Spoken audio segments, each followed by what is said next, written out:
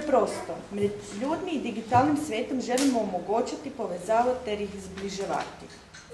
Zaradi tega podarjamo spletne kamere v ustanovi, kjer je dosti mladih, ki zaradi objektivnih razlogov ne morejo biti s svojimi bližnjimi, družinami, prijatelji, sošolci, znanci.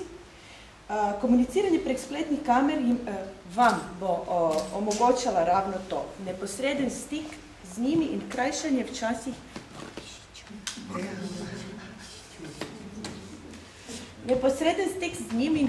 včasih predolgih dni na kliniki. Pozdravljaj Gorensko, Ana! Ja, kolega! Ja, a imaš sicer kakšne dobre čevlje, ne? Mister Žiča, tam so šuštani doma, Ana? No, tako, ampak jaz sem zdaj doma, v stanovanju, pogled. Imaš copatke? Veš, kaj imam? Kaj to?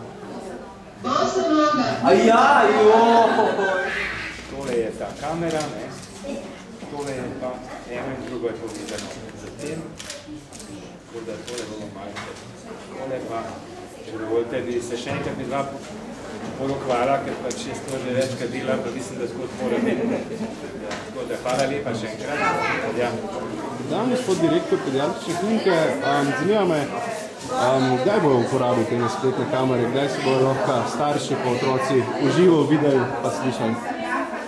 No, kamere bodo lahko uporabljali otroci, ki bodo hospitalizirani v pediatrični kliniki, tako da bo namen večstranski pravzaprav.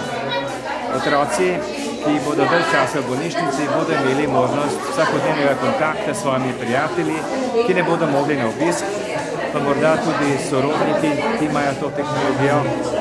Seveda pa mi želimo, da pridejo na obisk starši k svojim otrokom. Dejansko, če so zadržani, pa obstaja tudi možnost takega kontakta. Kamere bodo zelo prišle prav zlasti tistim otrokom oziroma staršem, ki so daleč oddaljeni v Ljubljani in ne morejo zaradi raznih razlogov priti vsaj na obisk svojim otrokom. Se pravi, primarni stik pa še vse zelo dobrodošel.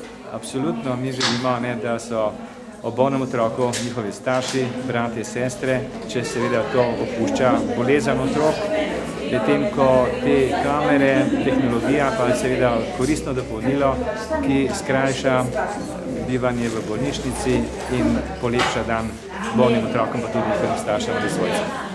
Najlepše. Hvala.